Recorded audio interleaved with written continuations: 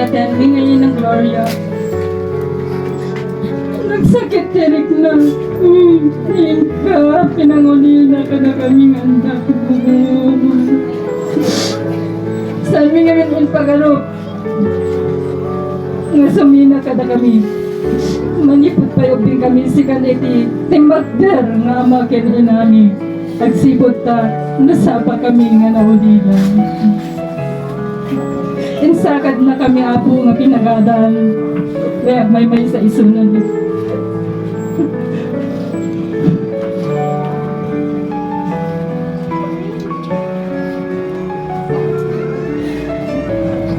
Sikat-ikatip karang nga sanggil nga kakapsat.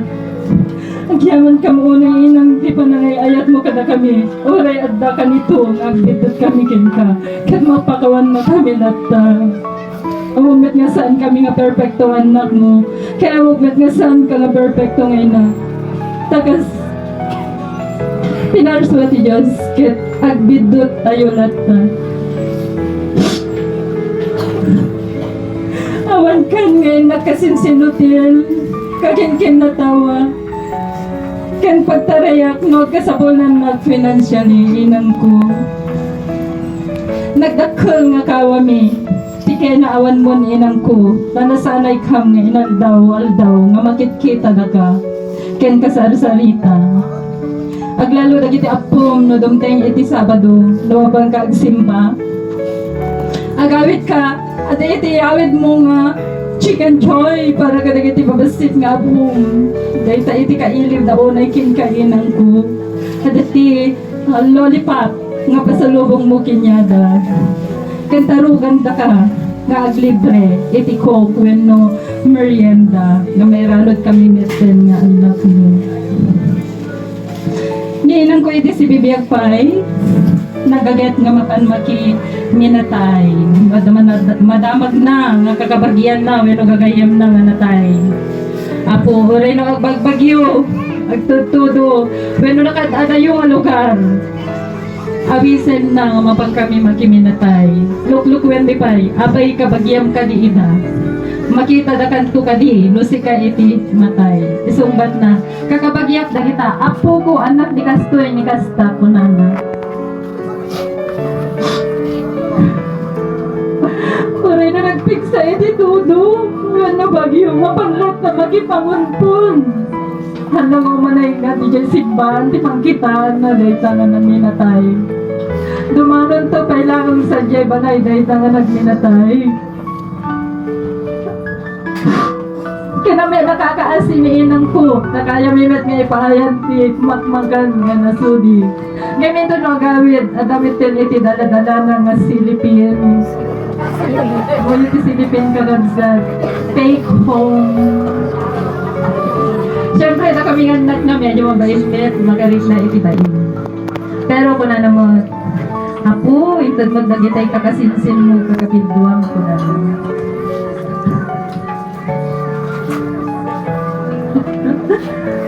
Kaya sa di ka kakapayat ni inang ko. Yes. Pero naayat iso na ngawapan makiminatay. Doon dati okasyon, dagiti kakabagyan na ako. Naayat iso na nga dumaldar ay ilas-las tong napay kanyami nga tuno iso na kanot matay. Mabunan to ka na tayo simbahan. Iti o may makiminatay ko na naidilas nga natay ni kabagis ng anigunding, antigunding, nalit antigunding. Nga natay edi December 18, at namin ti kabagyan nga tagay Lopos nga ko na anti nagado, ti nakiminatay ko na na. In last to nakakaskin ka ganyan. Ngayon to na iso na iti pumusay, doble ka no, DJ, o madandar, edi pun na.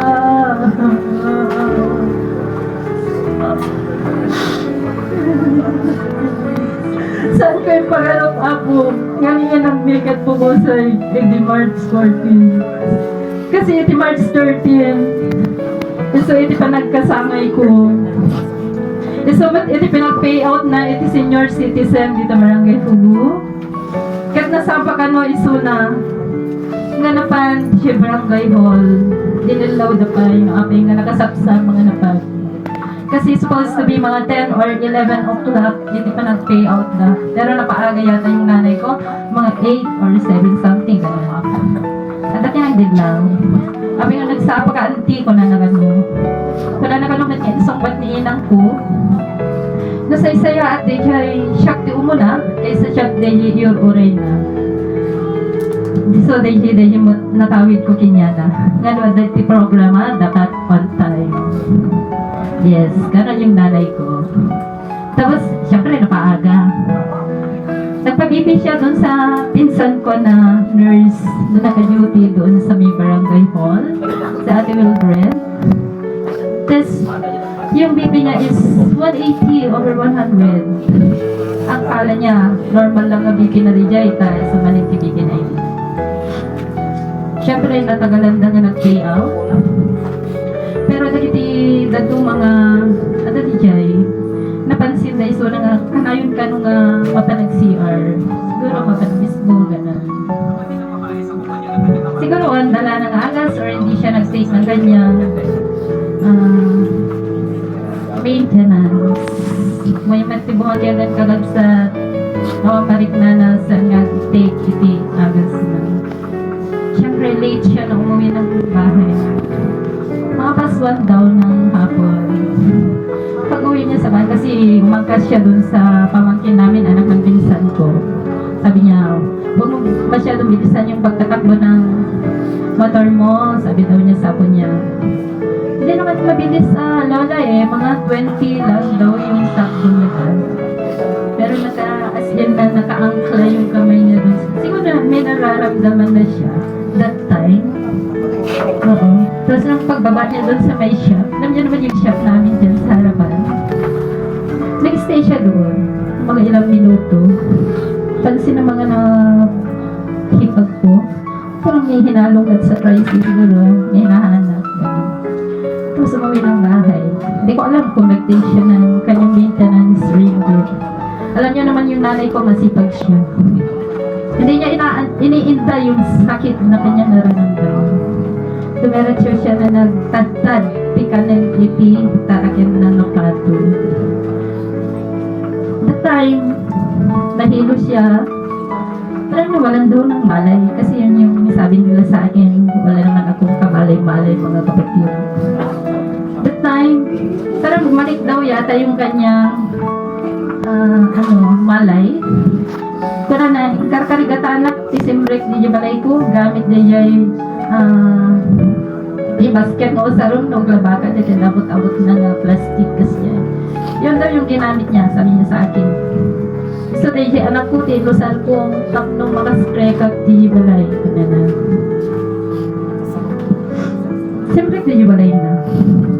Then, dumating yung kapatid ko, yung bunsa namin. Nalam na niya na mataas yung baby ng nanay ko. Siguro sinabi sa kanya. Tapos kumuha din daw siya ng kalamansi. Tapos pinainom sa kanya. Nag-normalize yung pakiramdam ng nanay ko. Ako naman, birthday ko that time. Wala akong kamalay-malay. Nakaset na yung lakad namin na magkakaibigan. Nandiyan si Ma'am Febe, si Ma'am Frances May, si Kapitana Uclus, si Sir Terence, and nawawala si Sir Jonar. Hindi ko alam, di siya nag-attend ngayon. Siguro, dahil si Kuya Chodit yung magtutugtog tonight. No. Tapos, nag-enjoy naman kami doon. Wala akong kamalay-malay. Tapos, pag-uwi ko ng kasada, alas 8 ng gabi, pauwi na ako. Hinatid ako ni Ma'am Febe. Thank you, Ma'am Febe, sa paghatid. Delivery, door to door. Hatid niya ako. Tapos pagdating ko sa tapat ng bahay ng nanay ko, sabi ng pamangkin ko na si Gavin, "Tita Ma'am, di ba bantayan ako na pasyente?" Sabi niya sa akin. "Sino ang patient mo?" "Si Mimi." Mimi kasi ang tawag nila sa kanilang lola. Hindi lola, hindi ina, kundi Mimi. Dala-dala ko yung cake na niregalo sa akin, pati na din yung chocolate. Tapos dumiretso ako kay nanay. Nakaupo si nanay doon sa bahay niya. "Kusay na, okay na kung anak ko," sabi niya sa akin.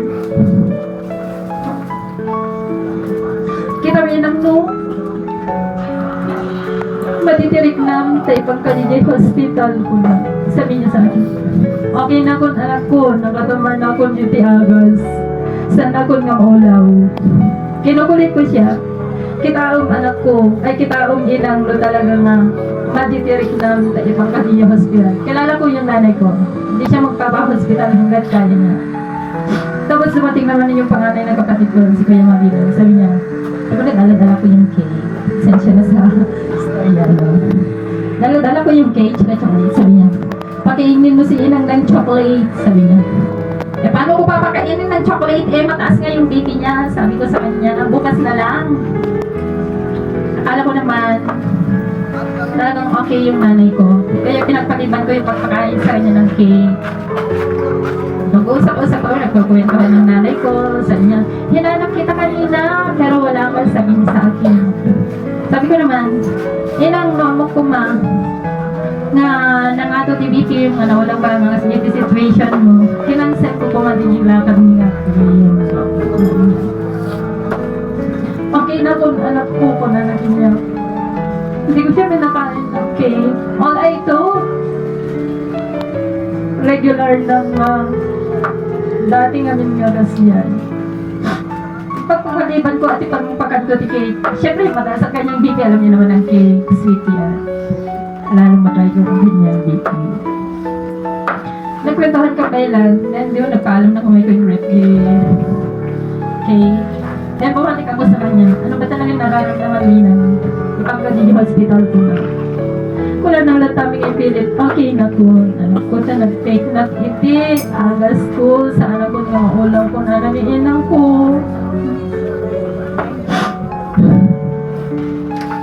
Pinil-pilit ko, ngayawid ko ni inang ko kung may matulog ti balay. Inanita di balay. Tapos na monitor ko. Safety, adi condition mo ko na kinyan. Kung na namin yung sumbat. Okay, dito yun. Tada ni Kevin, gano'n. Inang ni Kevin, kakaasing na matulog yung data to. Ngayon data ito, wala ka single na siya. Ngayon data pala yung inang dito. Han, okay na dito yun. Hayat na ti, Rick na ako. So, nagkawid that. Agin inanana ko hindi kwarto, pero sa cellphone ako, hindi ako makatulog. Mga past 10 ng gabi, yung kapatid ko na bunso, naging ampo. Pumunta sa bahay. Manang! Agrobot ka tayo pagka ni nag-DJ hospital. Agad-agad ako na nagpalit ng aking damit. Dinala namin si nanay sa hospital. Kung nana ni inang ko, anak, ipan ako ng DJ hospital, tati magpatay kinyak, hindi saan ko makan nakadurog. Yun yung eksaktong sinabi ng aking nanay. Dinala namin sa hospital ng aking nanay. Pagdating namin sa hospital, tinanong ko anong nangyari sa nanay ko. Ako sa kanya, doon sa doktor, hindi ko na i-mention yung pangalan. Okay, tinanong ko anong nangyari sa nanay ko. Kako mataas ang kanyang BP kasi nagpa-BP siya sa barangay doc. Ang BP niya is 180 over 100 something kako sa kanya. Tapos kinuhanan siya ng dugo. Pero pagkakita ko doon sa dugo na nilagay sa tube, is itim talaga siya. Hindi mo makita na pag ginanyan mo yung tube, makikita mo na may itim na siya. Tapos yung black talaga. Tapos binipi. Ilang beses na ganyan ng nurse na lalaki. Tapos ano, sabi niya, 100 over 70. Sabi naman ng doctor. Sabi niyo, high blood. Hindi naman siya high blood, low blood. Kasi ang BP niya po is 100 over 70. Sabi ng nanay ko, siguro dadaan dayjay BP dati di barangay ko na naniin ako. Eh bagada nga TBP ket 180 over 100 pero TBP mo dito hospital ket low blood na. Kaya nag-take ako ng picture tapos nilagyan ko ng caption na HB ibig sabihin high blood to LB low blood. Pero hindi ko alam kung anong oras na yun na na-i-pause. No. So, nakatulog yung nanay ko more than 2 hours. Mga past 2 a.m. in the morning, nagising siya. Tinuusta ko kung okay na ang nanay ko. Inang kumusta ka? Okay na kung anak ko. Kita minang, no no pilpilitin man yan tibagim nga gawid. Namati nga talaga gistay ka di hospital ko na. Takilala ko yung nanay ko. No, hindi mo siya kakakitaan ng kahinaan. Sabi niya sa akin, okay na kung anak ko na nabetlat na. Gawid tan ko na na. Tata, sige na, agtugaw ka garod 85 minutes, tas hindi tabagim, no, okay ka. No kayam, menusan, ito na kinyan. Idadan iti mga 3 minutes, kakabsat. Sinalusot ko yun, okay ka ba talaga ina? Well, okay na kung agawit tan ko na. Ako na kami ni Doc, hindi, after baking nga, napatumar dati agas na kang ulaw na. No, kalma din, ay ulaw na, kat pwede kayo agawit ko na namin. Siguro mga datay nga, dinayan at ngayon ko. Pag na okay. Pag alas stress na yun ng madaling araw, kaya nagkaalam kami dun sa nurse kasi tulong na yung doktor. Nyawi ko ni inang ko, narechok si balay. Tinaturo ko ni inang ko di balay. Tapos inululasak, kahit hindi pagindaan na ulusak. Malamit na ko na ni inang ko. Dinobless ko ulusak. Di niya excess di form na indagan ko pa eh. Plus nangalanap kay ititan mo ang unan nga panang tandag ko niya. Malamin na ko na nalata. Kinuha ko yung amo yung di ko sapot. Hindi kado dito ulo nga dito ilang face mo tinakita. At ito sapot nila kay ko sa tingkalin ko. Tapos nilan ko. Nainang malaming kapay. When malamin na kay anak ko na. Sabi ko naman, sige garo din ang lignipik di kadapan mo na tinapudot nga ganun. Pero nagkitakit niya ako. Kunan, okay na kun. Kunan na nga bigla. Tapos okay ka pa talaga ina. Kunan kinyan. When, nanang, okay na kun. Hindi na kami kwarto. Nagid na lang kun. Pero hindi ako mapakali. Buwang ka ako ulit. Tapos ko lang kinyan. Okay ka ba talaga ina? When anak ko, okay na kun. So may pampante na pinagten nga nakanatulog. Iti pasado, alas stress. Iti madaling araw. Pagising ko ng umaga, syempre puyat din ako. May high blood din ako. Nakakaramdam na din ako ng pagkahilog. Mga pasado, alas 8 na ako bumangon. Dumiretso ako sa bahay niya kasi wala na siya sa bahay. Nabutan ko siya na umiiyak. Ina, aray madite bagbagin, isubli ka di hospital ko na kinyan. Ano na? Okay na po, gano'n na. Pero umiiyak siya. Sabi nga, nagsapa ka inang narimwaro ko na kinyan. Yan, sumbat na. Hindi kami nagriingin. Kahit ang dawon, gano'n na nakas na medyo makarulod. Siguro, kung nagmeti panunod ko, hindi yun siguro di reason na aping emotional ninang kung ang sangsangit, kaslagi. May direct na nga magpabayaan, just na in-ignore ka na. Kaya nag-stay ako sa bahay nina. Kinuha ko lang yung kape ko na pinatempla ko, kumalik ako doon. Nag-uusap kami ng normal. Okay, saan yung usapan namin? Yung regular na usapan namin. Kwento namin. Tapos bigla niya kinuha yung gunting na nasa table. Inang kami nakagagagot. Mga bakot. Ore no, tutudo kakabsat. Data nga, natusi-kusingang mula itinat na to, mas masetas kaya gatulo ka. Nananigot ng inang agin anak ako mahang kamagangmanin nga agubra ko na. Kilala ko yung nanay ko, masipag kasi talaga siya. Kahit may iniindang sakit, lalabas yan, magkatrabaho. Kaya namin yung sumbat, hanak na rumwara ko na. Kinuha niya yung bunga ng sitaw, yung tong na naghango. Gusto ko sinaksak-sak na, bibiyaan. Tapos pumunta yung anak ko. Anak, kunin mo nga yung laptop, gagawin ko yung mga reports ko dito. Kasi parang nagtatampo. Yung feeling ko kasi parang nagtatampo na yung nanay ko sa akin kasi nga, late ako na gumising, kaya may iyak. Yun yung nakaprogram sa mind ko. Doon ako sa bahay ni nanay, trabaho, galas 11 pasado. Tapos yung kapatid ko naman na bunso, may dinanong pagkain ni nanay, lunch. Mga 10, quarter to 11, gano'n. Pinakain niya, okay naman yung pagkain ni nanay, regular naman na kumain siya. Tapos after na kumain, pinag-take namin siya ng gamot, yung nireseta ng doktor, yun yung pinag-take namin sa kanya. Hindi naman. Tapos biglang dumating yung, mga 15, gano'n, 10 to 20 minutes. Kasi, mauwi muna ako para mag-lunch kasi tinawag ako nakakain. Nagpaalam ako ina na, ilang gawin ako ng pailang mangan ko na. Well, sige, gawin ka, kamangan ko na na. O pero pagkakain ko, bumalik ako doon, mga 15 to 20 minutes ako na nag-stay doon. O tapos pumunta yung panganay ko na babae. Sabi ko sa kanya, Rak, bantayan mo si Inang, maglinis lang muna ako ng bahay. Kaya umuwi ako. Sinara ko yung mga bintana kasi nga pag nagwawalis ka naman mahangin. Papasok pa rin yung wawalisan mo na dumi. Nakapag-mop na ako, yung kusina ko na lang ay hindi ko malinisan. Then pagbukas ko ng bintana na ganyan, kita ko yung mga daming tao na nagtatakbuhan. Paparito, paparoon. Sabi ko sa mind ko, parang may nag-aaway yata pa ako.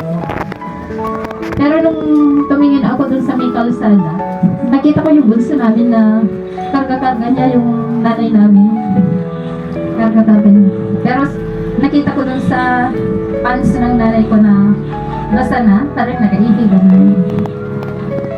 Tapos, tumakbo ako sa loob ng bahay, kinuha ko yung cellphone. Dumiretso kami doon sa may, hindi ko alam kung kaninong kaalong yun. Sinakay namin si Inang, yung isang hipa ko sa awa ng bunso namin, tapos yung sa pamangkin ko.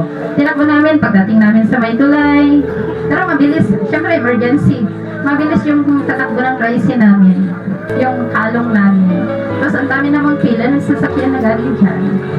Tapos bigla dun sa gitna ng pila na yan, na makakasalubong namin, may bigla kotse na mag-overtake. Kaya alam yung overtake niya, matatamaan kami, pinag-preno yung pamangkin ko. Bunti ka na kami, alam niyo na yun, aksidente, mahulog sa kalong, buti na medyo mataas yung ganyan, yung parang baranggilis, yung kalong. Tapos sa niya, nina-nervous na ako. Kanya naman, may high blood din ako. Sabi ko sa pamangkin ko, dahan-dahan lang anak. Kaya pagdating namin dun sa may police station, tigil mo na dyan para magkasaklolo kami dun sa police. Napakabuti naman nung naka-duty na police doon. Tinulungan kami, sige ma'am, kumapit kayo ng maigi para dalhin natin si nanay sa hospital. Pagdating namin sa hospital, trinay nila na i-revive. Hinigikan 5 times para sa titik ng kanyang puso. Ni-revive as in pinampang-pang-pang. Pero, no response, no pulse, no heartbeat. Hindi na clear na. Ganda na rival yung nanay ko. Pero before that, ang alas 11 kasi ng tanghali, nag-video call pa sila ng kapatid ko, ang mga itong kapatid ko from Flora. Nag-video call sila lang, Inang, ipagdala di hospital, pinikilit wala nila. Sabi ng kapatid ko, nagagalit na rin sa akin kasi dalhin mo, pilitin mo, kargahin mo si nanay, dalhin mo sa hospital. Yung nanay ko, malakas ako, ayaw ko nang magpa-hospital, sabi niya sa akin. Kaya medyo tumaas na din yung boses ng kapatid. Sabi niya sa akin, tawagan ni Manong Wilson, ni Dr. Grisel. Sabi niya sa akin, Kuya, kahit tawagan natin si Doc, hindi din natin sila. Siyempre may mga ano din sila tapos sa kanya. Yun lang, mga ilang minutes lang. Pag uwi ko, bumigay na yung nanay ko. Pero pinapilit namin ang nanay. Pero hindi namin siya makitaan ng panghihina yung nanay ko. Buti pa nga yung mga ibang tao nasasabihan niya na siya ay may sakit. Na medyo nanghihina na siya. Kasi dito nag-attend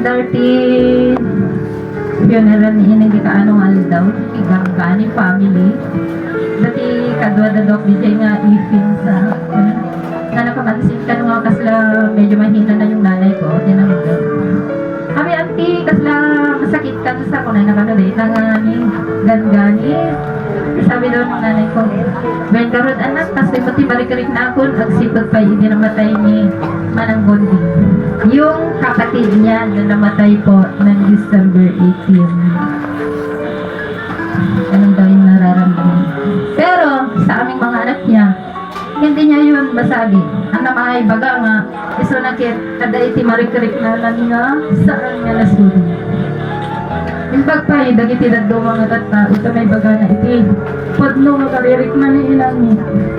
Pero kanyaming anak na, ilumlumod na, pero ang pumilang kuma, siyempre, maaramit kumamot dagiti rumong ka aramid dami, kasi gumanin. Inan kita no, kapsot ka, kaya Ipandaga di hospital. Ano na ako madikaya ti mama di hospital, hindi na kay Svenero, hindi na dito at nalagit din ko na. Inakto naman day yun, day so ti schedule ko din last camp una na. Inang, nilibasan na kami. Kaming pagaro, may sunan kit sumina kanyang. Ano na may baga kanyang idang pakada na kaway dalus.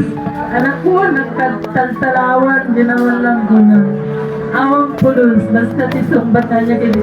Ano ba yan ang timarik nam, kabig sa anak anak ko. Nagano timarik nam, sa bara timoging ko muna na. Pero direct na ako kagabsa. Kasi may itigagangan yung temperatura niya. Gusto ko siguro yan ko, sa marik nam kit na itadarang, gusto nga nabara siguro na itadarang, kulak na yung sunod. Ako makitaan niya yun ako may sunakit nagapsut nga tao. Uping kami pa hindi maulila kami iti. Nasunan iti nagserving ama ken sagad na iti. Nabiyami, nagadal na kami. Nagaling kami magtanong sa sayap na tao. Namamuyang magkante normal na tao. Makaramid magtamit iti pagbibutan. Maramit na kayo babagsak siguro, hindi naman tayo perfecto. Nagbidot kami mo. Anak na. Unang ko, manyaman dagiti. Nakaramid ni, nasaan mo nakapagpagustuhan, nga nagbidotan mo. Pagkawanan na kang kadi. Kami man na ibagang ay ayatun na ka. Ang mga personal nga nanggagan ay ayatun na ka. But deep inside our heart, yan ko, ay ayatun baka unay naman. Sikat-ikatip ko rin yung sanggani.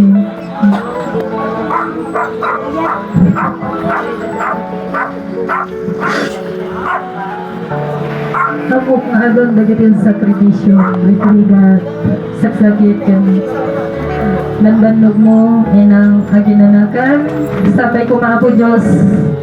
Taalaon, ditasidong mo, may inang ko.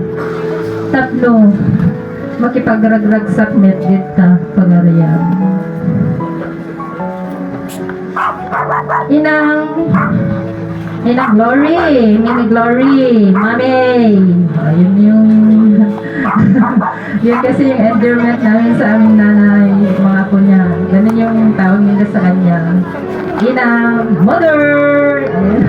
Mag-mebek tayo baklaan ng kanyang nanay. Ganun yung endearment namin sa kanya. Inang aginanakan, awanan iti mariknam, nga saksakit, banbannog, sapay kuma, kamakipag, tabi na ed ka, isidong ni Apo Diyos. Diyos ti kumuyog ken kainang, sana kami nga problemain nga pinanawang, ta okay kami mutten. Namnamaem nga saan kami nga aga-aka, ta among metten datay imbatim nga sursuro kada kang anak mo. Medyo nabayag dati sarita ko, tayo lakam ko, manipod, jay ilo na, aging gana di jay kaubingan nga po na. So, giyaman kagabsat, kada kayo amin nga timalaong tatang rabi, agyaman, ket sapay ko mat, ito na bigat, na may punpun ni inang ko, ket banggayan na kami. Dahito no, malpas di ba na kay punpun, nagsubli tayo tuwit na amin dito'y balay. Okay? Good evening and God bless us all. Thank you.